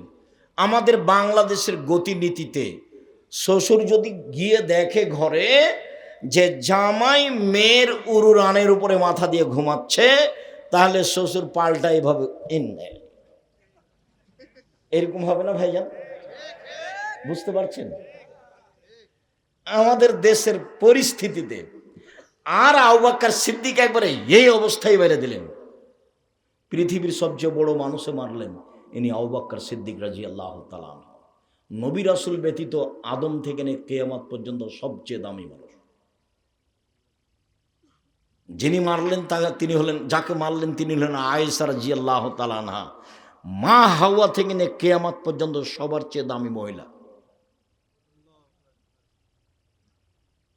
আর যিনি উরুরানের উপরে মাথা দিয়ে ঘুমিয়ে আছেন, ইনি হলেন নবী রাসূল নির্বিশেষে সবার চেয়ে দামি, উনি হলেন মুহাম্মদ সাল্লাল্লাহু আলাইহি সাল্লাম। বিবাহদারী মেয়েকে মারলেন, পূর্ণ যুবতী মেয়েকে মারলেন, জামাইয়ের সামনে মারলেন, দিন দুপুরে মারলেন, খোলা মাঠে মারলেন, হাত দিয়ে মারলেন, সবচেয়ে বড় মানুষে মারলেন, সবচেয়ে বড় মহিলাকে মারলেন, সবচেয়ে বড় মানুষের সামনে মারলেন। বিবাহদারী মেয়ে, বিবাহদারী কথাটা বুঝেন আপনারা? বিবাহদারী মেয়েকে মারলেন, জামাইয়ের সামনে মারলেন, পূর্ণ যুবতী মেয়েকে মারলেন, খোলা মাঠে মারলেন, 1400 মানুষের সামনে মারলেন, হাত দিয়ে মারলেন। এত বড় বাপে এত বড় বেটিকে এত বড় মানুষের সামনে এইভাবে মেরে দিলেন। ভুল কোথায় গলার হারটা হারিয়ে গেছে খেয়াল করেনি সেই জন্য। আর আপনার মেয়ে ক্লাস 10-এ পড়ে, ঢং ঢং করে ল্যাংটা হেঁটে বেড়াচ্ছে, আপনি তাকে একটা ধমক দিতে পারেন না। আপনি আবার বাপ, আপনার মতো কাপুরুষ বাপ বেঁচে থাকার চেয়ে মরে যাওয়া ভালো। এরকম বাপ আমি চাইনি, এরকম বাপকে আমি ঘৃণা করেছি। তো আপনার মতো বাপের কি প্রয়োজন? জামিয়া সালাফে আপনার ছেলে মেয়ে লালন পালন করবে, সমস্যা নেই ইনশাল্লাহ। 519 জন এতিম আছে, অসহায় আছে, কালকে যদি 500 গিয়ে ঢোকে সমস্যা হবে না ইনশাল্লাহ, আল্লাহ ব্যবস্থা করে দিবেন। এর নাম জামিয়া সালাফিয়া। আলহামদুলিল্লাহ। আপনার আমি বেঁচে থাকা কামনা করি না কথা নয়, কিন্তু এরকম বাপ কামনা করি না। ভাই বাপ দেখছেন না, পিটিয়ে দিতে হবে মেয়েকে। 7 ছেলের মা হয়ে গেল, মেয়ে বাপের কাছে বড় হয় না, এই যে প্রমাণ, হাদিস বুখারী মুসলিম। মেয়ে বাপ বেঁচে আছে, মেয়ে বুড়ি হয়ে গেছে, তবু পিটাবে বাপ। এ দেখেন হাদিস বুখারী মুসলিম। পিটিয়ে ঠিক করবে ওকে, এখন আদর নেই। কেন যাবে ও ফ্যাশন বোরকা পরে বাজারে? ওর বাপ মরে গেছে, ওর শ্বশুর মরে গেছে, ভ্যানিটি ব্যাগ ঘাড়ে করে চলে যাচ্ছে, ওর শরম হয় না, ওর লজ্জা হয় না, ওর হায়া হয় না? বাজার রাস্তাঘাট মহিলা দিয়ে ভর্তি। সম্মানিত দিনী ভাই বোন, আপনি মনে কিছু নেবেন না। বলছিলাম আল্লাহ তাআলা বলেন প্রতিশোধ নেই, প্রতিবাদ নেই। ওয়ালাফিনানিন নাস, মানুষকে মাফ করতে হবে। রাগ নেই, প্রতিবাদ নেই, প্রতিশোধ নেই, মাফ করতে হবে। সহজেই জান্নাত, জান্নাত পাওয়া সহজ। আল্লাহ তাআলা বলেন ওয়াবুদুল্লাহ ওয়ালা তুশরিকু বিহি শাইআ, পৃথিবীর মানুষ এক আল্লাহর ইবাদত করো, তার সাথে বিন্দুমাত্র শরীক করো না। আল্লাহর সাথে সদাচরণ হলো শিরক না করা। যারা 16 ডিসেম্বর, 26শে মার্চ, 21শে ফেব্রুয়ারি জন্ম দিবস, মৃত্যু দিবস দিবস পালন করে, যারা কবরে সিজদা করে, কবরে কিছু চায়, কবরে মানত মানে, পীরের কাছে যায়, তারপর আপনার মাদুলি গলায় কোমরে ঝোলায়, যারা শিরক করে, এরা আল্লাহর সাথে সদাচরণ করে না। তাহলে শিরক না করলে কার সাথে সদাচরণ হবে? আল্লাহর সাথে। তার খুব বাধে, সর্বোচ্চ আত্মমর্যাদার অধিকারী। একদিন আল্লাহ রাসূল বলছেন, আবু সাঈদ খুদরি বলছেন যে আল্লাহ রাসূল, আপনি যেভাবে বলছেন, আমি যদি কাউকে দেখি যে আমার স্ত্রীর সাথে ও মেলামেশা করছে, তাহলে আমি তাকে একবার জয় করে দেবো হাতে হাতে। তখন আল্লাহ রাসূল বলছেন, না না না না না না, জেনা এভাবে হয় না, 4 জন সাক্ষী লাগবে, 4 জন সাক্ষী, মারা যাবে না, নইলে তোমাকে মারব। তখন বলছে আল্লাহ রাসূল, আমার স্ত্রীর সাথে কেউ জেনা করবে আর আমি সাক্ষী খুঁজতে যাব, ওকে আগে মারবো। সাহাবী বলছেন। তখন আল্লাহ রাসূল বলছেন, আরে দেখো দেখো, আবু সাইদ খুদরির আত্মমর্যাদায় আঘাত লেগেছে। স্ত্রী জেনা করছে, সেই জন্য তার আত্মমর্যাদায় যত আঘাত লেগেছে, জেনাতে আমি মোহাম্মদ সাল্লাল্লাহু আলাইহি সাল্লাম আমার আত্মমর্যাদায় তার চেয়ে হাজারো গুণ বেশি আঘাত লাগে। আর আমার আত্মমর্যাদায় যত আঘাত লাগে, মানুষ যখন জেনা করে তখন আল্লাহর আত্মমর্যাদায় তার চেয়ে হাজারো গুণ বেশি আঘাত লাগে। বুঝা গেল না কথা? আল্লাহর একটা আত্মমর্যাদা আছে, নবীর একটা আত্মমর্যাদা আছে।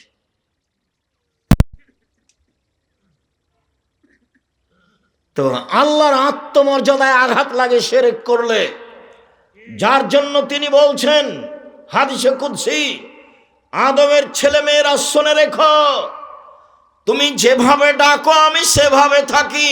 মা দাউতানি ওরা যাউতানি, তুমি যেভাবে ডাকো আমি সেভাবে থাকি। তুমি যেভাবে আশা পোষণ করো সেভাবে পূর্ণ করে থাকি। তুমি যেভাবে আশা পোষণ করো সেভাবে পূর্ণ করে থাকি। ক্ষমা চাইলে ক্ষমা করে দিই, পরোয়া করি না তুমি কত বড় পাপী। আমি পরোয়া করি না তুমি কত বড় পাপী। আদমের ছেলে মেয়ে শোনো, তোমার পাপ বেশি হতে হতে যদি আকাশে লেগে যায় পাপ আর পাপ, তুমি যদি আমার কাছে ক্ষমা চাও তাহলে আমি ক্ষমা করে দিই। আমি পরোয়া করি না তুমি কত বড় পাপী। তুমি যেভাবে ডাকো আমি সেভাবে থাকি। তুমি যেভাবে আশা পোষণ করো সেভাবে পূর্ণ করে থাকি।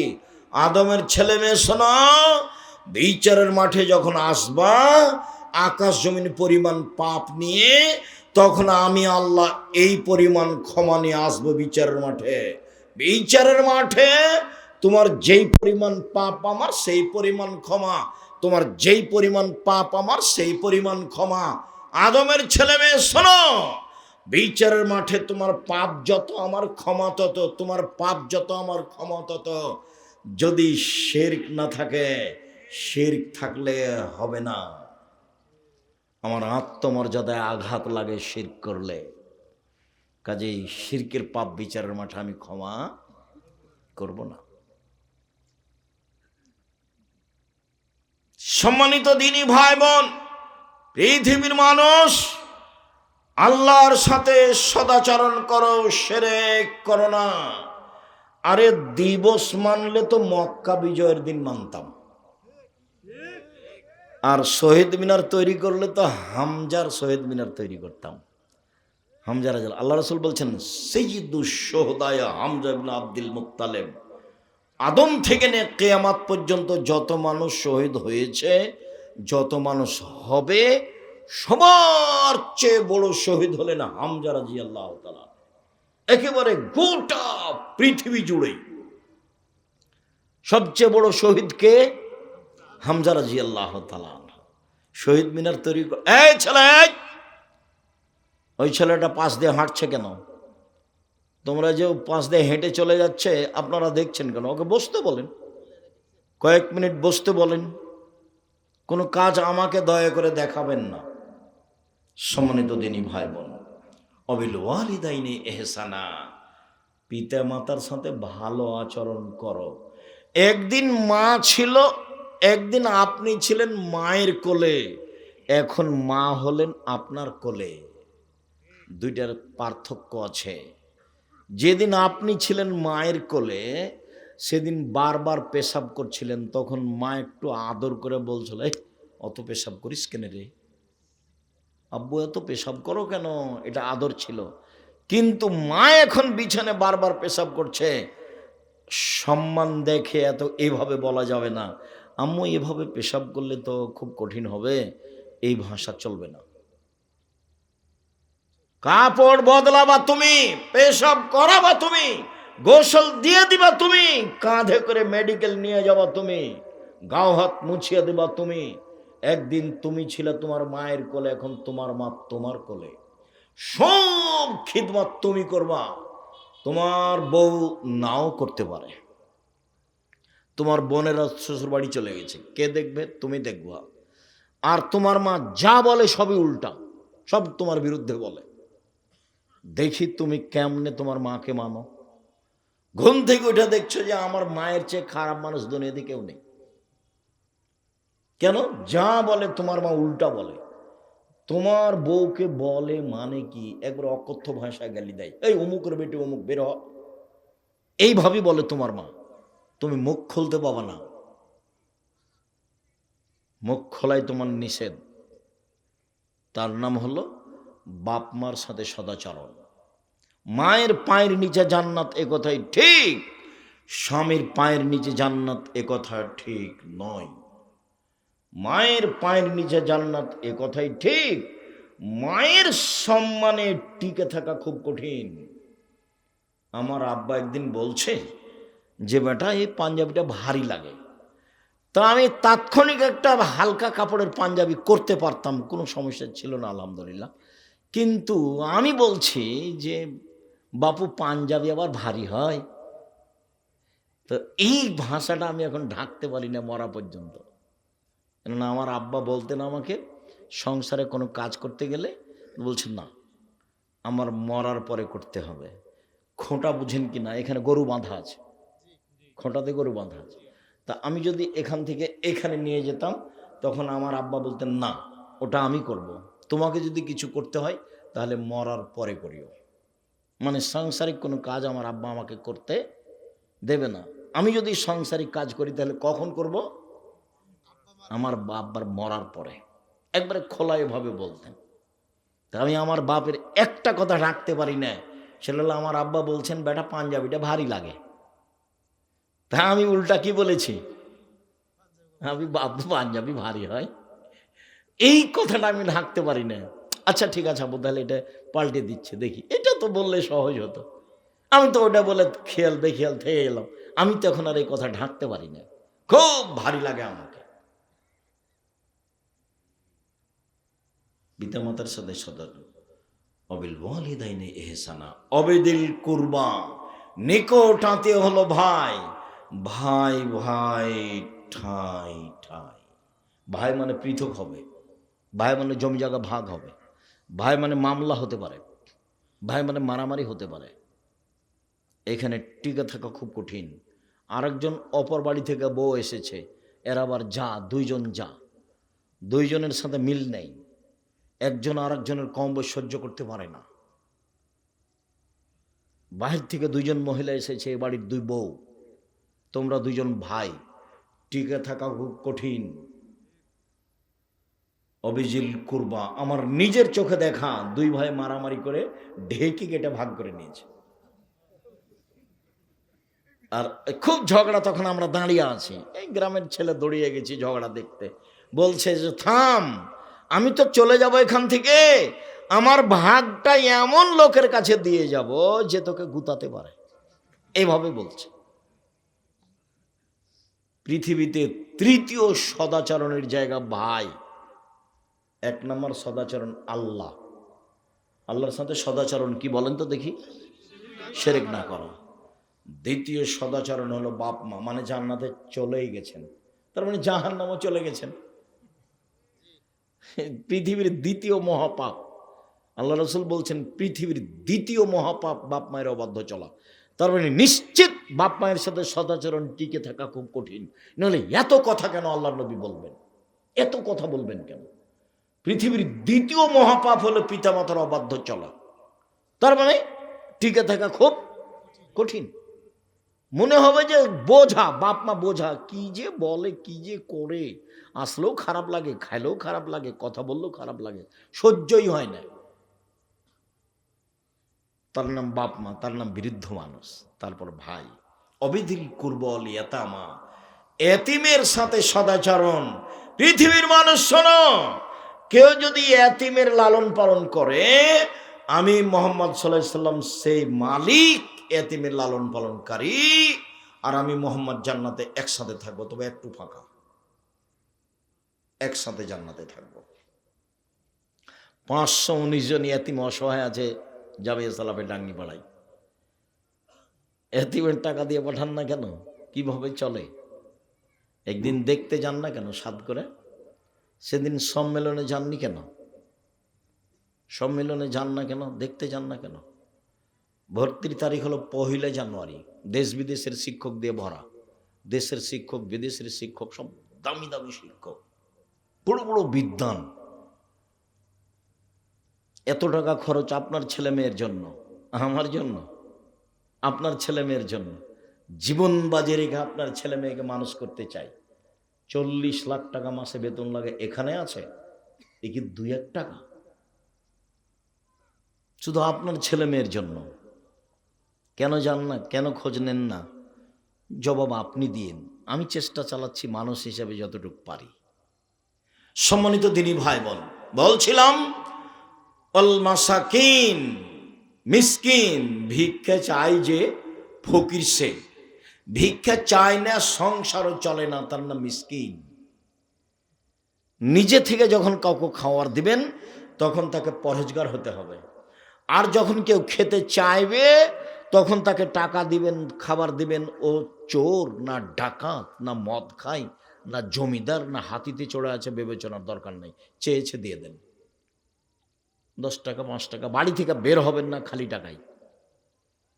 100 টাকা খুচরা করে যদি নিয়ে বের হন তাহলে অন্তত 10 টাকা করলে 10 জন ফকির লাগবে, আর 5 টাকা করলে কতজন ফকির লাগবে? 20 জন। খালি হাতে বের হন কেন? 30 বছর থেকে বলছি বাড়ি থেকে খালি হাতে বের হবেন না। তোমার মা আছে, মাকে বলে দেবো আম্মা কিছু খুচরা টাকা দেন তো আম্মা। 500 টাকার নোট থাকে পকেটে, ভিক্ষুক যখন ভিক্ষা চাই তখন আমি খালি বলি মাফ করো, খালি বলি মাফ করো, খালি বলি মাফ করো। 500 টাকা দিতেও পারি না। আপনি আপনার স্ত্রীকে বলে রাখবেন বউখানকে একটু কাজে লাগান, খালি ভালো করে রান্না করতে পারে তাই খুব খুশি। ও যে ফোহর একটু বুঝে না, কিছু স্বামীর সংসার বুঝে না, সেটা তোমার হুঁশ নাই। সবচেয়ে ভালো মহিলাকে যে অভিমান করে না, যে অভিযোগ করে না, যে প্রতিবাদ করে না, স্বামীর সংসার সুন্দর হবে 3টা কাজে। 1, অভিমান নেই। অভিমান কি? তুমি একদিন স্বপ্নপুরী নিয়ে গেলে না, এর নাম হলো অভিমান। তুমি গত কুরবানিতে একটা কাপড় দিতে চেয়েছিলে, সেটা দিলা না, এর নাম অভিমান। অভিমান করলে পূর্ণ না হলে শয়তান খালি পাগল বানাবে, সারা রাত তাকে পাগল বানায়। তোর কথা মানে না, তোর অভিমান মানে না, তোর কথা মানে না, তোর অভিমান মানে না, তুই থাকিস না, ভাত খাস না, চলে যা, তুই চলে যা। এগুলো কে বলে বলেন তো দেখি? শয়তান। একবারে তাকে একবারে পাগল বানাবে। তখন সকালে বলবো আমি তোমার সাথে থাকবো না। তোর থাকবি না তো যা, তুমি এখনই তালাক দিয়ে দাও। তো দিয়ে তালাক দিয়ে যা, তোকে তালাক দিলাম, তুমি তালাক এক্ষুনি দাও, তোকে 100 তালাক দিলাম, যা। আর যেমন তালাক দেওয়া হয়ে গেছে, শয়তান নেই। ইন্না লিল্লাহি ওয়া ইন্না ইলাইহি রাজিউন। এখন ছেলে মেয়ে যে 3টে, এখন কিন্তু আর শয়তান নেই। জিজ্ঞাসা করে দেখেন যারা তালাক দেয়, ভুলে বলবেন না বউকে 2টা গালি দেন, মারেন, মুখ দিয়ে তালাক শব্দ ব্যবহার করবেন না, নিরুপায় হয়ে। তাছাড়া তালাক শব্দ ব্যবহার করবেন না। বেগুন তুলে খেলে গাছটা আছে, আর মোলা গাছ তুললেই গাছটাই শেষ। তালাক মুখ দিয়ে ব্যবহার করবেন না। নিরুপায় সেটা ভিন্ন কথা। ধীর স্থির চিন্তা ভাবনা করে বাপ মায়ের সাথে পরামর্শ করে মাথা গরম করবেন না। কেন? জিদ্দ হন না জিদ্দ না, হাজল হন না জিদ্দন। তৎ করে বললো তালাক, মজাক করে বললো তালাক, হাসতে হাসতে বললো তালাক, তালাক তালাকই। এই জন্য মুখ দিয়ে উচ্চারণ করবেন না। প্রয়োজনে 2টা বকা দিবেন, প্রয়োজনে 2টা মারবেন, কিন্তু তালাক ব্যবহার করবেন না সহজে। তালাক হুমসি খেলে বলবেন, তালাক কত সহজ। সম্মানিত দিনী ভাই বোন, বলছিলাম প্রতিবেশী, মিসকিন, অল জারি দিল কুরবা অল জারিল জুনুব, নিকট প্রতিবেশীর সাথে সদাচরণ খুব কঠিন, দূর প্রতিবেশীর সাথে সদাচরণ। মুহাম্মদ সাল্লাল্লাহু আলাইহি ওয়াসাল্লাম বলেন 4টা জিনিস আছে যার, ইহকাল আছে তার, পরকাল আছে তার। 4টা জিনিস আছে যার, জান্নাত আছে তার, ইহকাল আছে তার, পরকাল আছে তার, সুখময় জীবন তার। 1, আল জারুস সালেহ, ভালো প্রতিবেশী। 2, আল মারাতুস সালেহা, ভালো স্ত্রী। 3, আল মারকাবুল হানি, একটা ভালো গাড়ি, সাইকেল, চেন পড়ে না, খালি চেন পড়ে যায়, খালি চেন পড়ে যায়, এটা ভালো না। 4, অল বাইতুল অসে, প্রশস্ত ঘর, অন্তত মেহমান থাকা ঘরটা বড় করবেন, 4 জন 5 জন 10 জন যেন মেহমান বসতে পারে। চেয়ারম্যান মেম্বাররা বেশ বড় করে মানুষ বসার জায়গা করে, ওইরকম আপনারা করবেন। মেহমানকে খাওয়াতে হবে। আজকে বলে দিবেন মাকে, আম্মা চিন্তা করবেন না, ভাগ্নে আমার খাবে, ভাগ্নি আমার খাবে, বোনেরা আমার খাবে, দুলা ভাই আমার খাবে, আমার বাপের যত আত্মীয় স্বজন আছে সব আমার বাড়াইতে খাবে, আমার মায়ের আপনার যত আত্মীয় স্বজন আছে সব আমার কাছে খাবে। এখন যত লোক আমার বাড়িতে খাবে সবার রুজি আল্লাহ আমার হাত দিয়ে দিবেন, অতএব আমার বাড়িতে বরকত বেশি হয়ে যাবে। তোমার মা বৃদ্ধা হয়ে গেছে তবুও ভিন্ন করে খাই কেন জানো? তোমার স্ত্রী তোমার মায়ের নাতি দেখলেই মন খারাপ, তোমার মায়ের ছেলের ঘরের মেয়ে দেখলেই মন খারাপ, আত্মীয় স্বজন দেখলেই মন খারাপ। তো তোমার বউ যদি খালি সারাদিনই মন খারাপ করে তাহলে তোমার মা কেমনে তোমার সাথে থাকবে? তখন নিরুপায় বলছে, থাকো বৌমা, তোমরা অল্প করে রান্না করে খায়া থাকো, আমি আমার নাতি আসলে আত্মীয় স্বজন আসলে আমাকে এই বৃদ্ধ অবস্থায় রান্না করাই লাগবে। কথা বুঝতে পারেননি? কেন তোমার মা রান্না করতে যাবে? মাকে ভাগ করেছো কেন? তোমার বউ কখন খাবার দেয় না দেয় ভাগ কিসের? তোমার মা তোমার কাছে খাবে, খালি দিন রাত বলবো আম্মা আপনি আমার কাছে খান। কোথায় যাচ্ছেন? আপনি আমার কাছে খান। ভাগনা ভাগ্নি আমার কাছে খাবে, বোনেরা আমার কাছে খাবে, আমার বাপ মায়ের যত আত্মীয় স্বজন আছে সব আমার কাছে খাবে। রুজি কে দিবে? আল্লাহ দিবে। আপনি খালি বলে দেখেন, বরকত এমনিতেই হবে, হবে, কেউ বরকত ঠেকাতে পারবে না। দূর প্রতিবেশী, নিকট প্রতিবেশী, এরপরে সাহেবিল জাম্বে চলার সাথী, রাস্তাঘাটে চলার সময় মুখ খারাপ করতে হবে না। দেখেন না গাড়িতে উঠলেই কন্ট্রাক্টর আর ওই প্যাসেঞ্জারের সাথে কত হুড়াহুড়ি 2 টাকা নিয়ে। আর ভ্যানের তো আপনি দেখেছেন, আপনার রিক্সাটা আর একজনের রিক্সার সাথে লেগে গেছে, এই যে গালি দিল, বগুড়ার গাইবান্ধার ভাষায়, নাটোরের ভাষায় যে দিল, তারপর একটা একটু পরে আরেকজনের সাথে লেগে গেছে, তখন ও আবার একে দিল। এই আচরণ ত্যাগ করতে হবে, সদাচরণ। আল্লাহ বলছেন, শুনুন, রাসূল সাল্লাল্লাহু আলাইহি ওয়াসাল্লাম বলছেন, আউয়াল খাসমানি ইয়াউমাল কিয়ামাল জারান, বিচার মাঠে প্রথম বিচার হবে 2 প্রতিবেশীর। আব্দুল রাজ্জাক সাহেব থামেন থামেন থামেন, আপনার বক্তব্য অবগত হয়েছি, প্রথমে বিচার হবে সালাতের, নামাজের। আজকে যে বলছেন 2 প্রতিবেশীর, জি, সালাত হলো কার হক? আল্লাহর। আল্লাহর হকে প্রথম বিচার হবে কিসের? সালাতের। আর প্রতিবেশীর হক, গন্ডগোল হইচই মারামারি, এগুলো কার হক? মানুষের, প্রতিবেশীর হক। এটা আল্লাহর কেন হবে? এই ছেলে, হ্যাঁ, বান্দার হক। কি বুঝলে তুমি? প্রতিবেশীকে গালি দাও।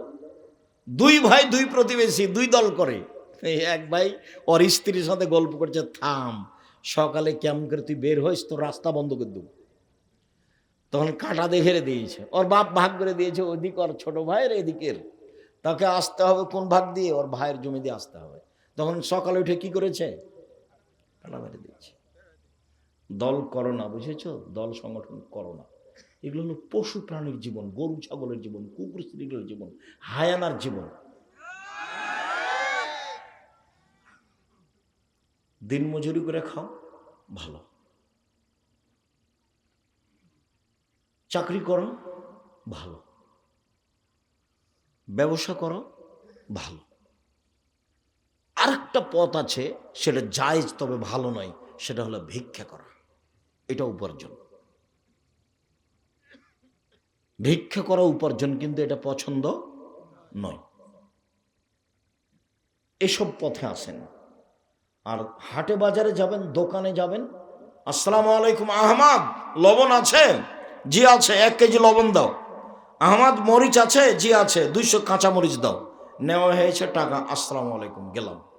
এর চেয়ে বেশি দাঁড়াবেন না এতে, দোকানপাটে মাতাব্বরি করবেন না। দোকানের সামনে বসে এই যে গল্প, গাঁজাখুরি, বদনাম, গীবাত, ল্যাংটা মেয়ে দেখা, এসব নোংরা আচরণ ত্যাগ করতে। বক্তব্যের সাথে মুনাফিকি করবেন না। বক্তব্যের সাথে মুনাফিকি করে নিজেকে সফল মনে করিয়েন না। একরাহুল কালাম বাদ আলী শায়ে, একরাহুল নাও কাবল আলী শায়ে। আল্লাহর নবী এশার সালাতের পরে কথা বলা ঘৃণা করতেন। এশার সালাতের পরে কথা বলা ঘৃণা করতেন। এশার সালাতের পূর্বে ঘুমিয়ে যাওয়া ঘৃণা করতেন। বুখারী মুসলিম। এশার সালাতের পূর্বে ঘুমিয়ে যাওয়া ঘৃণা করতেন। আচরণ নবীরটা নিতে হবে, পশু প্রাণী নিয়ে কোনো লাভ নেই। তোমার মাই তোমাকে খাবার দেয়, তুমি আরেকজনের সাথে গল্প করো কেন? পড়ো, ঘুমিয়ে যাও। রাত 10টায় ঘুমিয়ে যাবেন। যারা পড়ো ছেলেরা, তোমরা 10টায় ঘুমিয়ে যাও, 2টায় উঠো, বাকি টাইম পড়ো, তাহলে পড়া বেশি মুখস্থ হবে। 10টায় ঘুমিয়ে যাও, রাত 2টা 3টায় উঠো, অজু করে 2 রাকাত সালাত আদায় করে পড়তে বসো। তুমি ফজর পর্যন্ত 5টা 5:30 পর্যন্ত পড়ো, অন্তত 8 ঘন্টার সমান পড়তে পারবা। তখন থেকে মস্তিষ্ক ঠান্ডা, পরিবেশ থেকে নিরিবিলি। 10টার সময় ঘুমিয়ে যাবো, বাড়িতে কারফিউ জারি থাকবে, 44 ধারা জারি, প্রেসিডেন্ট আইয়ুবের, কেউ কথা বলতে পারবে না। টিভি তো বহু দূরের কথা, কোনো গল্প নেই। মোবাইল ব্যবহার হবে না। মোবাইল দিয়ে বাড়িকে জেনাই সয়লাভ করো না। সম্মানিত দিনী ভাই বোন শুনুন, রাসূল সাল্লাল্লাহু আলাইহি সাল্লাম বলছেন, শোনো পৃথিবীর মানুষ, প্রতিবেশী যদি তোমার দেওয়ালে একটা কাঁটা গেড়ে রশি লাগিয়ে কাপড়টা শুকাতে চাই, তাহলে তুমি বলো না কাঁটা গাড়িও না, আমার দেওয়ালটার ক্ষতি হয়ে গেল, দেওয়ালটার ক্ষতি হয়ে গেল, সাবধান, বলতে পাবা না। আল্লাহ রাসূল বলছেন, নিষেধ করতে পাবা না প্রতিবেশীকে একটা কাঁটা গেড়ে দিতে। একবারে এইভাবেই এসেছে হাদিস। প্রতিবেশী একটা চাল উঠে ওখানে নিচে রান্না করতে চাচ্ছে, প্রাচীরটা আপনার, আপনি তখন বলছেন না না না না, কালি হয়ে যাবে, কালি হয়ে যাবে, কালি সহ কবরে যায়। এই চরিত্রই খারাপ, এই আচরণই খারাপ, সদাচরণ জানে না প্রতিবেশী কাকে বলে। প্রতিবেশীর সাথে এইভাবে থাকতে হবে, খালি মারামারি, খালি গন্ডগোল, খালি হইচই। আমাকে বলছে, আমাদের এলাকার দেবীনগরের চেয়ারম্যান হলো আমার ক্লাসমেট, শেষের দিকে বসতো। তো একদিন বলছে, আব্দুর রাজাক, তোদের গ্রামে যে তোদের বাড়ির ওখানে রাস্তা নিয়ে গন্ডগোল হচ্ছে, তো কী করবি? তুই এক কাজ করিস চেয়ারম্যান, তুই আমাদের বাড়ির সামনে যখন রাস্তাটা যাবে না, তখন আমাদের বাড়ির ভেতর এইভাবে ঢুকে যাবে, যাওয়ার এইভাবে আসে, দেখি কে কিছু বলেন নাকি। কোনো সমস্যা নেই, রাস্তা দিয়ে যেতে আমাদের বাড়ি যখন জমির উপরে যাবে তখন এভাবে চলে যাবে, আবার এভাবে আসে, তারপর যাবে। তুই যে এভাবে বলছিস কেন? বলে কোনো সমস্যা নেই, সেই জন্য। তারপরেও যদি মনে করিস যে তাহলে কি করতে হবে, এই যে যারা দায়িত্ব পালন করে অমুক মেম্বার, তাকে জিজ্ঞাসা করিস, যেভাবে হবে সেভাবে করিস। কেন তুই আসবি না? বলে এইসব সামাজিক কথা নিয়ে আমরা যাই না, ও পাতাই তো পড়ি না। প্রতিবেশীর সাথে গন্ডগোল, আমি জীবনে কোনোদিন মানুষের প্রতিশোধই নিইনি। যার যা মনে লাগে সে সুন্দর করে গালি দিয়ে নেয়, মন ভরে, বদনাম করে নাই, কোনোদিন প্রতিবাদ করা প্রয়োজন মনে করিনি। যা মন যা লাগে বলুক, যা করা লাগে করুক, প্রতিশোধও নিই না, প্রতিবাদও যায় না, প্রতিশোধও নিই না, প্রতিবাদও যায় না, ওর পিছনে পড়ি না, বদনাম করি না। মাথাতে ওকে তো আমি বড় মনেই করিনি, তো আমি কি দিয়ে তার বদনাম করব? ওতে আগে চলে গেল, ওটা তো আমার মাথাতেই নাই, তা আমি তার বদনাম করব কি দিয়ে? আমি তো হিসাবই রাখিনি, ধর্তব্যই রাখিনি, তো কেন তার দিন বদনাম করব? তার পিছনে পড়া আমার প্রয়োজনই নেই।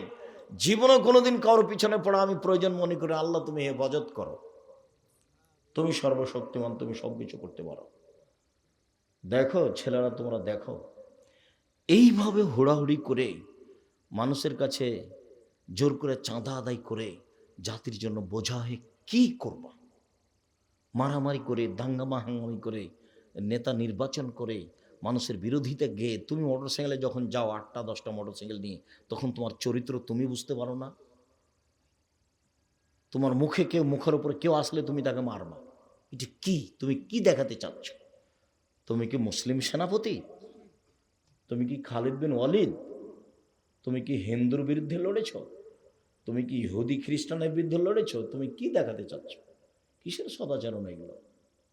সম্মানিত দিনী ভাই বোন, রাসূল সাল্লাল্লাহু আলাইহি সাল্লাম বলছেন, সে ব্যক্তি মোমেন নয় যার প্রতিবেশী খেয়ে আছে কি না খেয়ে আছে খোঁজ নেয় না। আয়েশা রাদিয়াল্লাহু তাআলা আনহা বলেন, আল্লাহর নবী বলছেন যে জিবরাইল এসে খালি বলে প্রতিবেশীর সাথে সদাচরণ করেন। জিবরাইল এসে খালি বলে সদাচরণ করেন প্রতিবেশীর সাথে। জিবরাইল এসে আমাকে বলে প্রতিবেশীর সাথে সদাচরণ করেন। তখন আমার মনে হলো যে কবে মনে হয় জিবরাইল এসে বলবেন প্রতিবেশীকে জমি ভাগ করে দাও। এইভাবে বুখারী মুসলিমের হাদিস এসেছে। কেমনে প্রতিবেশীর সাথে টিকবেন? মাওলানা সাহেব আরো চলতে পারে না। আমাদের জিজ্ঞাসা করে দেখেন, আমাদের বছর বছর কথা হয় না, বছর বছর কথা হয় না। কি যে করি আমি বুঝতে পারি না। আমি খালি বলছি আপনারা আসেন না জামিয়া সালাফি, আমাকে ডাকেন, এখনই ডাকেন, এখনই চলে যাব। আর আমাকে কোনো লোক দিয়ে ডাকা লাগবে না। মুচি মেথর এসে বলবে আব্দুর রাজ্জাক সাহেব আপনাকে ডাকছে, ঠিক আছে চলেন। নিজের ব্যক্তিত্ব দিয়ে 1 মিনিট বাঁচতে আমি রাজি নই, যেমন মাস্ক পরে বাঁচতে আমি রাজি নই। নিজের ব্যক্তিত্ব দিয়ে 1 মিনিট বাঁচতে রাজি নই। ব্যক্তিত্ব বলে আমার কোনো জিনিসই নেই। ভ্যানও যা, গাড়ি তো তা, পায়ে হেঁটো তাই, সমান আছে আলহামদুলিল্লাহ। ব্যক্তিত্বের আমি 0 দাম দিতে রাজি নই। আপনি আমাকে দাওয়াত দিয়েছেন, আপনি 16 আইটেমে ভর্তা আর 32 আইটেমে তরকারি,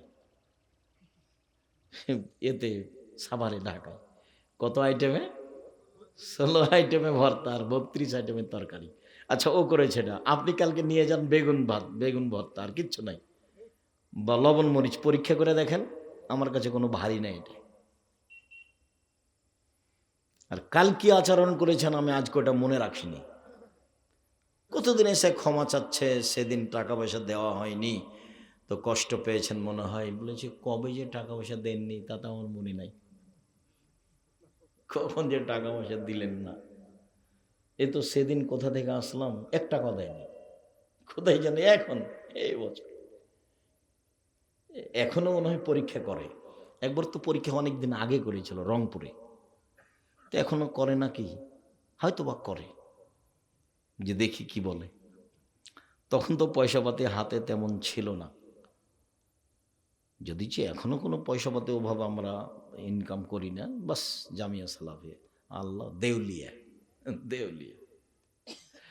সম্মানিত দিনী ভাই বোন, বলছিলাম রাসূল সাল্লাল্লাহু আলাইহি সাল্লামকে একজন এসে বলছে, আল্লাহর নবী আমি কিভাবে বুঝবো যে আমি ভালো মানুষ? কাইফা আলামানি আহসানতু আসাতু, আমি কিভাবে বুঝবো যে আমি ভালো মানুষ?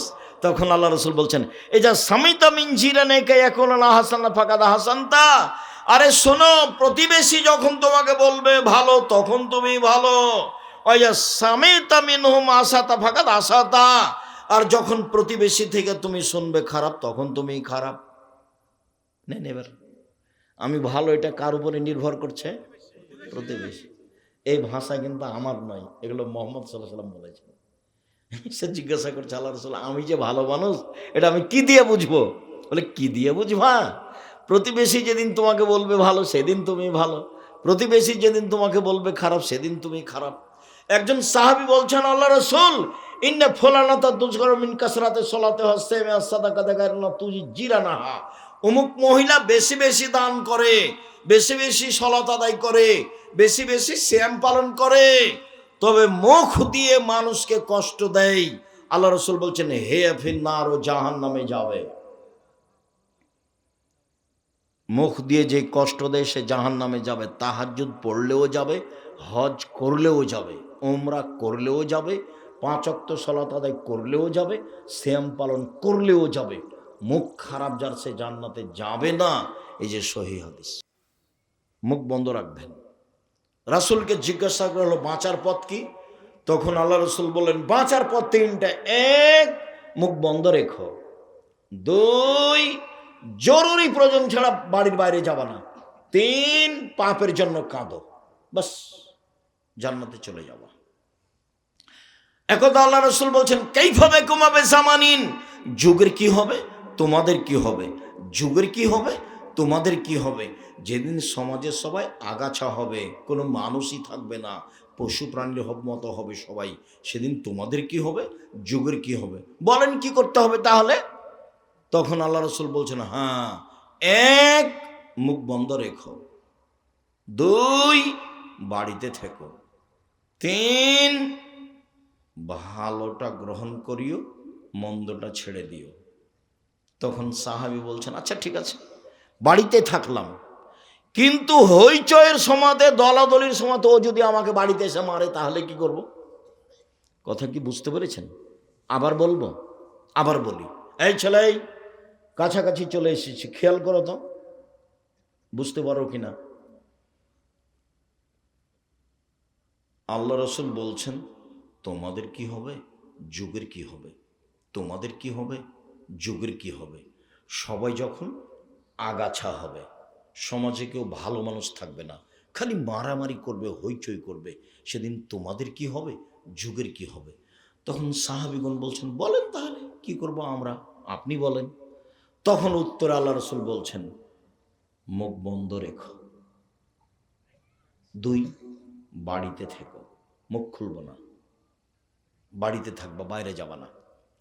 তখন সাহাবীগণ বলছেন, ঠিক আছে, মুখ বন্ধ রাখলাম, বাড়িতে থাকলাম, তো হইচয়ের সময় কেউ যদি বাড়িতে ঢুকে মারে আমাকে তাহলে কি করব? বুঝা গেল না কথা? এবার উত্তর কি দিয়েছেন দেখি। এখন আল্লাহ রাসূল বলছেন, ওই সময় আদমের 2 ছেলের ভালোটার মতো হবা। আদমের 2 ছেলের ভালোটার মতো, হাবিল আর কাবিল। কাবিল বলছে, এ হাবিল, তোকে মারবো রে। তখন হাবিল বলছে, তুমি আমাকে মারো মারো, আমি তোমাকে মারবো না। আল্লাহ রসুল যদি আমাকে বাড়িতে এসে মারে আমি কি করব? তখন আল্লাহ রসুল উত্তরে বলছেন, আদমের 2 ছেলের মতো হবা। কি? কাবিল বলছে, হাবিল, তোকে মারবো। তখন হাবিল বলছে, তুমি মারো মারো আমাকে, আমি তোমাকে মারবো না। এই যে কথা বোঝা যায় না। আল্লাহ রসুল বলছেন যে মানুষ কিভাবে বেশি বেশি জাহান্নামে যাবে। সঙ্গী সাথী বলতে পারো, মানুষকে পিছন দিক থেকে ধাক্কা মারে জাহান্নামে নিক্ষেপ করে কি? সঙ্গী সাথী বলতে পারো, মানুষকে পিছন দিক থেকে ধাক্কা মারে জাহান্নামে নিক্ষেপ করে কি? এই কথা বলতে বলতে এই জিহ্বা মানুষকে পিছন দিক থেকে ধাক্কা মারে জাহান্নামে নিক্ষেপ করে। পৃথিবীর মানুষ, 2টা জিনিসের জিম্মেদারি নাও, আমি তোমাকে জান্নাতে নিয়ে যাওয়ার জন্য জিম্মেদারি নিলাম। কিভাবে জান্নাতে নিয়ে যেতে হয় সেটা আমার ব্যাপার। 1, মুখ বন্ধ রাখবা, মুখ দিয়ে বদনাম করবা না, গীবত করবা না, গালি দিবা না, জুলুম করবা না, অন্যায় করবা না, মুখ বন্ধ রেখো। কিভাবে জান্নাতে নিয়ে যেতে হবে সেটা আমি দেখব, মুহাম্মদ সাল্লাল্লাহু আলাইহি ওয়াসাল্লাম বলছেন। 2, জেনায় লিপ্ত হবা না, বাকিটুকু আমি দেখে নেব, জেনায় লিপ্ত হবা না। তো যুবক, তুমি তখন বুঝছো যে জেনা তো এখন বন্যার মতো, তো আমাদের তো ঘটেই গেছে, তুমি আজ থেকে বন্ধ করো। আজ থেকে তুমি মোবাইলে সে মেয়ের সাথে আর কথা বলিও না। শক্ত হও, শক্ত। শয়তান তোমাকে বোকা বানিয়েছে, শক্ত হও। আমি বিচার মাঠে দেখে নেব কিভাবে জান্নাতে যেতে হয়, নিয়ে যেতে হয়। আল্লাহ রাসূল বললেন, শোনো, মহিলাদের জন্য জান্নাতের সব দরজা খোলা 4টা কারণে। 1, 5 ওয়াক্ত সালাত। 2, রমজান মাসের রোজা। 3, স্বামীকে মেনে চলতে হবে, তিতা লাগলেও মিঠা লাগলেও। আব্দুর রাহিম, থামেন থামেন, আপনি যখন আমাদের ব্যাপারে কথা বলেন তখন আমাদেরকে একবার ধুইয়ে দেন। হ্যাঁ, সেইটা হতে পারে, আপনি তো জানেন না আমার স্বামীর কথা, ওর মুখখানি এত খারাপ যে ওর মুখের দিকে আমি তাকাতে পারি না। এটা হতে পারে। আপনার মুখ খারাপ কেন? আপনার মুখ কেন খারাপ? আপনি পুরুষ মানুষ, মুখখানি এত খারাপ কেন? মুখে অত অশ্লীল কথা বলেন কেন? আল্লাহ রসুল বলছেন, বউকে যে মানের খাও সে মানের খাওয়াবা। 1, 2, যে মানের পরো সে মানের পরাবা। 3, কটু কথা বলবো না। কটু কথা বলা নিষেধ। গালি দাও কেন? গালি দাও কেন? শ্বশুর বাড়ি যাওয়া বন্ধ করেছো কেন? বোকা ছেলে, শ্বশুর বাড়ি যাওয়া বন্ধ করেছো কেন? ঢং দেখাচ্ছ? তোমাকে শ্বশুর কি দিতে চেয়েছিল, দেয়নি, সে কথা তুমি রাগ করে বসে আছো। তোমার স্বভাব কেন অত খারাপ? তুমি লুঙ্গি কিনা দাও তোমার শ্বশুরকে, কাজ করে খাও। যৌতুক নিয়েছো কেন? সন্ধ্যা হতে হতে টাকা ফেরত দিবা। ভিক্ষা করে খাওয়া, শ্বশুরের কাছে যৌতুক নিবা না। 4, বউকে মারতে পাবা না। 5, নিজের বাড়ি ছাড়া বউকে কোথাও যেতে দিবা না। নানির বাড়ি, খালার বাড়ি, দাদির বাড়ি, বাপের বাড়ি, মায়ের বাড়ি যাওয়া বন্ধ। জরুরি প্রয়োজনে গেলে সাথে যাবা। বিবাহের বাড়ি যাওয়া টোটালি নিষেধ। হাট বাজারের তো কোনো প্রশ্নই আসে না। আমাদের বাসা থেকে কোনোদিন জীবনে হাট বাজারে যায় না, আমরা মরে গেছি। আমার 16 বছর ছাত্র জীবন, 35 বছর শিক্ষক জীবন চলছে, আমি কোনোদিন চায়ের স্টলে বসিনি। মরে গেছি নাকি? বেঁচে আছি তো, এই তোমার সামনে বেঁচে আছি, এটা আলহামদুলিল্লাহ। কোনোদিন যাইনি, বসিনি। আমার মা বলতেন, আব্বু, আব্বু তো বলতে জানো, বেটা শোন, এক, দোকানে বসিও না, 2, বন্ধুতালি করো না, 3, প্রাইভেট পড়ায়ও না, 4, দাওয়াত খায়ও না। আমার মা পিছে পিছে হাঁটতেন আর এভাবে বলতেন, 1, দোকানে বসিও না, 2, প্রাইভেট পড়ায়ও না, 3, বন্ধুতালি করো না, 4, দাওয়াত খায়ও না। আমার মা পিছে পিছে হাঁটতেন আর এভাবে বলতেন। সম্মানিত দিনী ভাই বোন, মুখ কন্ট্রোলে রাখবেন। বাস 4টে জিনিস করলে মহিলারা জান্নাতে চলে যাবে।